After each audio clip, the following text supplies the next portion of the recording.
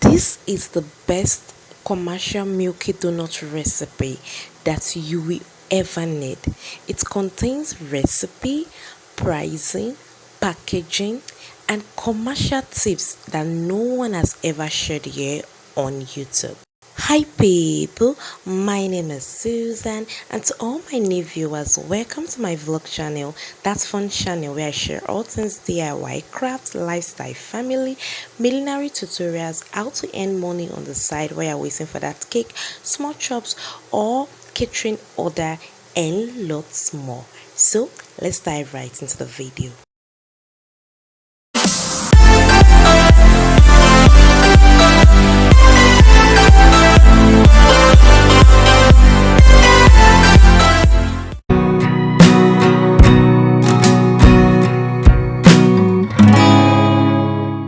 I'll be making use of my milk flavor, margarine. You can also use softened butter, instant dry yeast. Yes, I'll leave the link in description box beneath this video of all the things I use in this video. Granulated sugar, my eggs, everything I'm using have been measured, and I'm using standard baker's recipe, water, room temperature water, and flour. So this is the overview of all the items I'll be using. Please check the description box beneath this video for a link to the recipe. To my mixing bowl, I'm going to start with my dry item. I'll add my flour. This flour has been measured and sieved. There's a difference between a flour that is sieved before measuring. So then I'll add my milk flavor.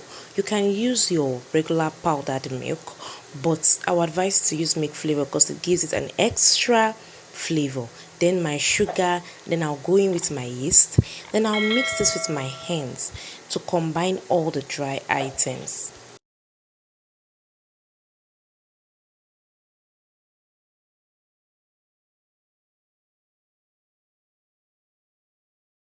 Once these are well combined, I'll create a hole in the center of my dry item, and I'll get my margarine. You can use softened, salted or unsalted butter. I will add half of that margarine into my dry item, and I'll keep the remaining half for later. Then I'll add my eggs, and then I'm going to mix with my fingers till I have this sandy or breadcrumbs texture, and then I'll proceed to adding water. I'm using room temperature water here. All items have been measured. Please check description box beneath this video for a link to the detailed recipe, and I'll be adding the water little by little. I have never exhausted the water add to my commercial milky donut recipe, never. The reason why you're adding your water little by little is because we have different flour brands in the market, and each absorbs water differently. If for instance I'm using Dangote flour to make my commercial milky donut recipe, I will use more water than when I'm using a flour brand like Mama Gold or Honeywell. This is because the Dangote flour is a bread flour and absorbs more water. So I'll mix my dough till it has this shaggy look and it's not sticking to my bowl. Then I'll transfer the dough to my work surface, and I'm going to add the remaining half butter that I kept aside before, and I'm going to knead in this stretchy manner for 10 minutes. Now this is the first kneading process when you're kneading your commercial milky donuts with your hand. On to the second kneading process. You are going to slam your dough on your work surface like this for 8 minutes. Please, timing is very important, and work with a stopwatch. You slam for 8 minutes. You have to slam this dough very well, just the way I'm doing in this video.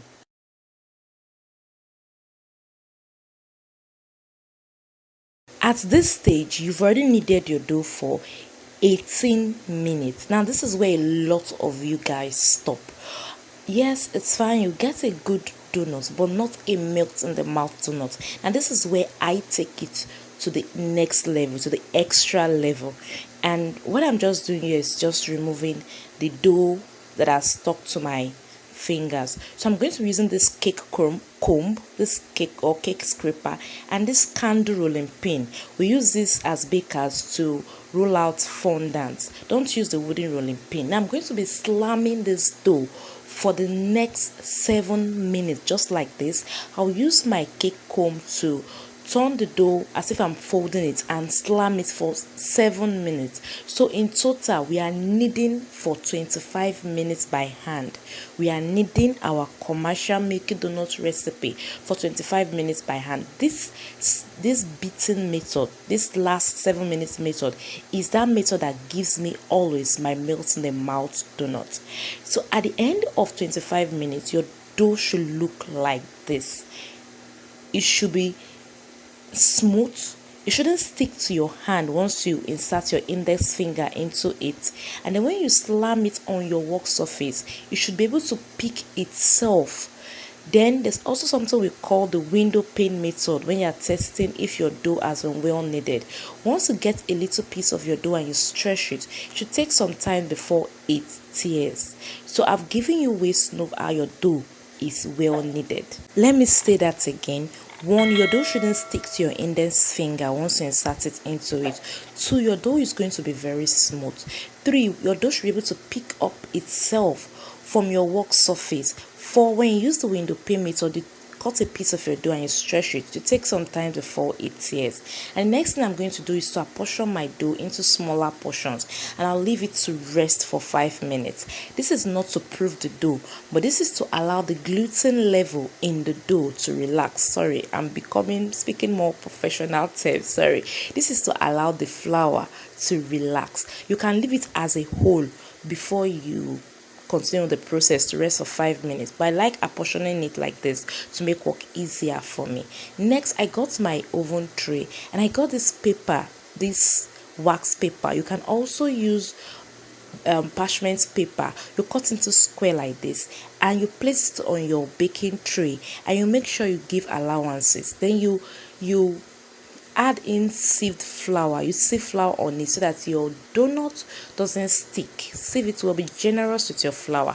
Then next, after doing that, by this time your dough should have rested for 5 minutes. I will then start weighing each dough. Yes, I weigh all my dough to have equal sizes. If you've watched my 300 pieces of meat pie recipe that I shared on this channel, you discover that irrespective of the quantity, I always weigh my pastries or dough.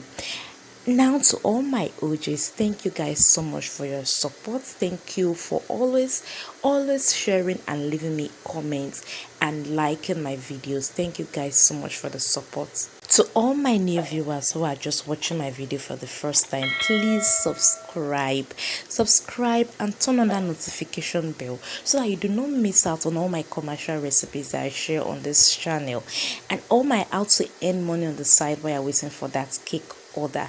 You do not want to miss out. I want to subscribe. Go to the comment section of this video and leave me hi, I'm new here, and I'll leave you a special virtual hug in my next video.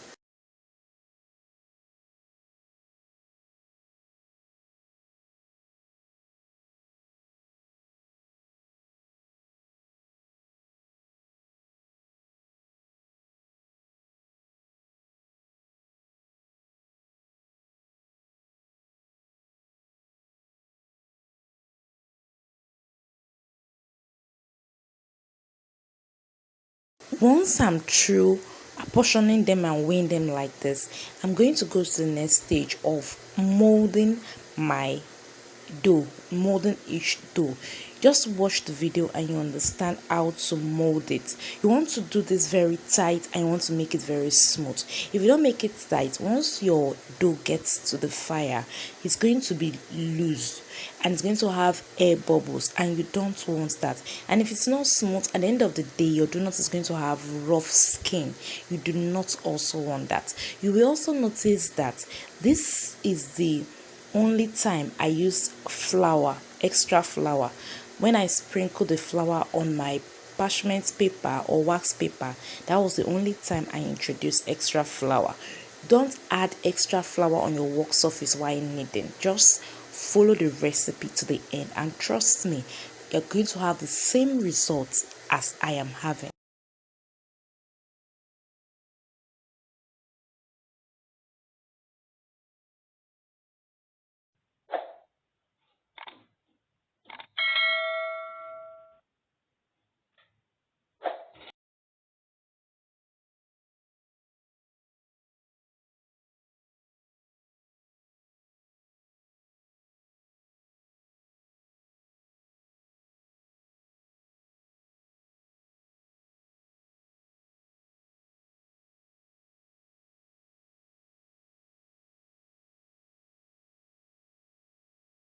Next, I slightly dusted my palm with little flour and I pressed the top of my dough, each of the dough, a little bit so that they all proof at the same time.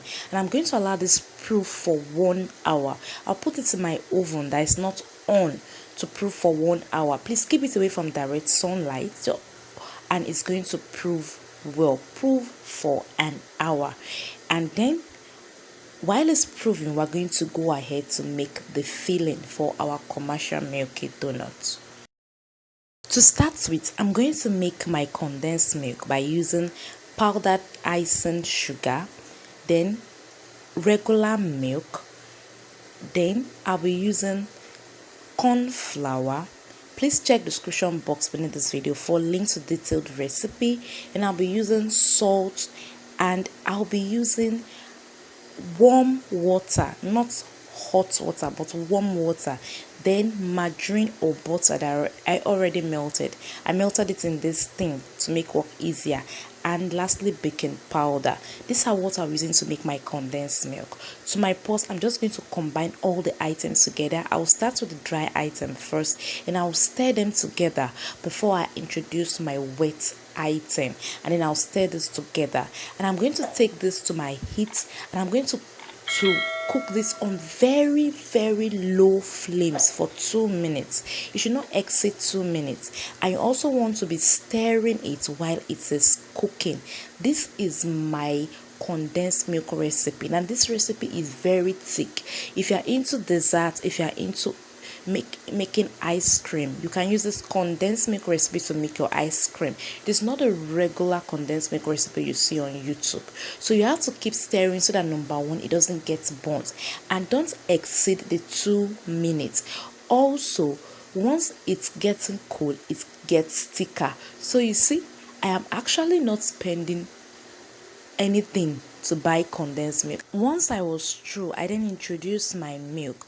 I usually do ratio 2:1, that is 2 cups of milk to 1 cup of condensed milk, and this is one of the filling I use for my commercial milky donut recipe. I have another one that contains whipped cream, but this one is easier and can be replicated by anybody. So you want to stir this up well together, and it's definitely going to be too thick. I'm just thinning it out with little warm water so I get a not runny consistency. And this is a milky filling I have from a previous batch. I added a little bit of chocolate to it. That's why the color is changed. So I'm just going to add this to this new one I just made. I'm going to mix it together till there are no lumps. You can use a mixer to do this too. At this stage, your donut should be proofed. How to know if your donut is ready is once you move your tray a little bit, your donut, well-proofed donut, should be wobbly. I don't know if that sounded correct. So at this stage, I'm just making or setting up my donut box. I usually like adding something beneath my donuts, and most times I use wax paper, but I'm not having wax paper, that's why I'm using salvets. Forgive me, I love using wax paper. Then branding, always remember to brand. I added my logo to my box. Now I set my oil on low flames, low to medium flames, and then once it's hot, I'm going to be adding my donut just like this. The part of the donut that is facing you is what is going to go into the oil when you are adding the donut into the oil. That is, you're going to flip the donut like upside down. You're going to carry it gently with the parchment paper or the wax paper and flip it just like this. Your oil should not be too hot. If your oil is too hot, your donut is going to get brown too quickly, while the inside is not going to be fried at all. So you are doing this on medium flames, not low flames. If you fry on low flames, your donut is going to soak in oil. You're going to end up with soggy donuts. You do not want that. One way of checking if your oil is ready is by inserting a skewer at the center of your pan, and once you notice little bubbles gathering around that skewer, your oil is ready. So now my donuts are fried on one side. I just flip them with that skewer to the other side, and look at the perfect white lines my donut is producing. This is because your recipe is good and you kneaded well and you proved for exactly an hour. This proving time depends on so many factors. I'll be sharing that in the link in the description box beneath this video. So once they are well fried on both sides, you want to use a frying spoon to remove it from heat, and then you transfer this to a tray that is already covered with service paper, and then you repeat the process of frying till the dough is exhausted.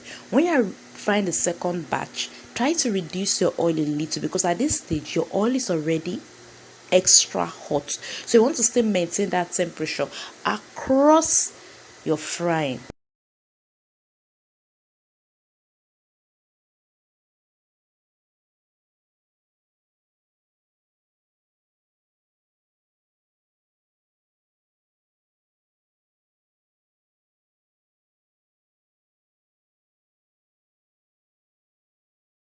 You can see that these are already fried. So my parchment paper that I use, I'm just going to dust off the excess flour.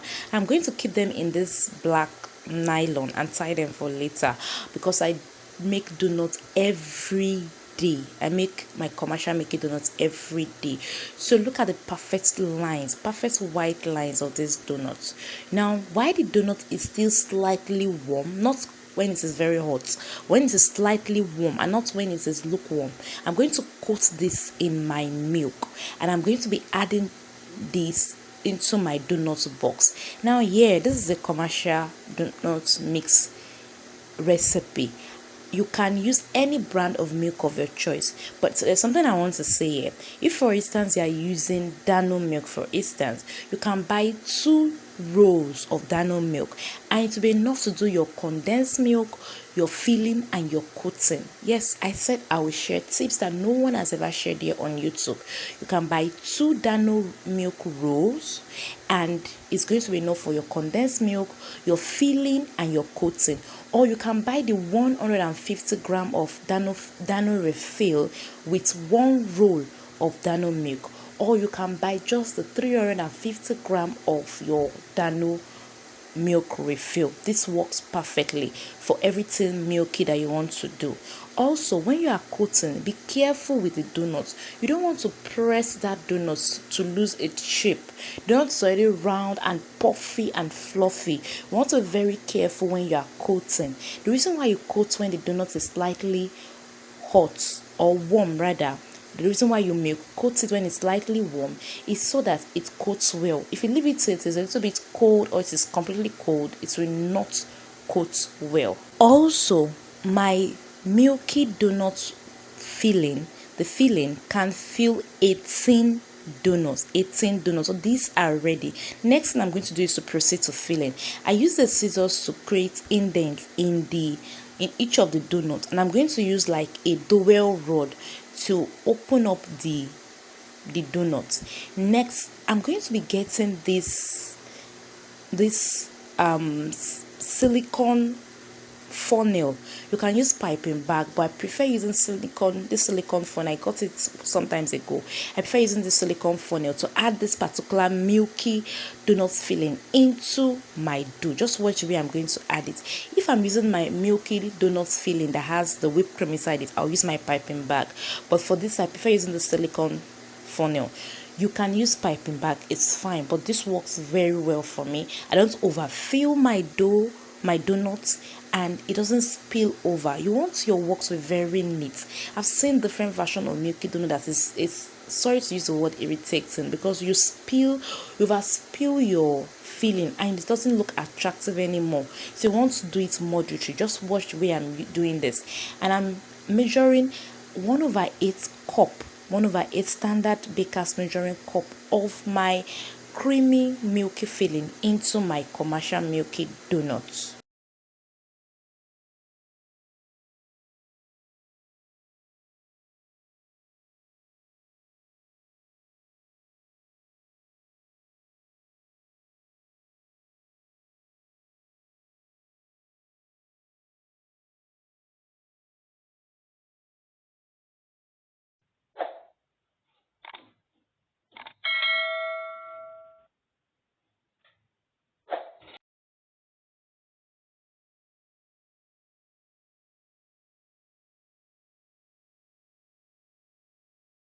Like I usually tell my online students, I said decorating donuts is an act, just like cake. You want to make it look very appealing. So I like going over to add some crunch to my donuts. I usually add and I introduce biscuits, cookies, some sprinkles. Sometimes I go over to add toppings like chocolate toppings, strawberry toppings, depending on the filling that is inside my donuts. So you want to be very, very creative, at the same time moderate, at the same time unique with your filling. So this is me just adding different like decorating my donut. So now you now know why people call me the queen of donuts. So this is how the finished product look like. I hope you enjoyed my commercial Milky Donuts recipe, and remember to check the description box beneath this video for a link to the detailed step-by-step recipe. Thank you so much for your support. See you guys in a subsequent video. Bye for now.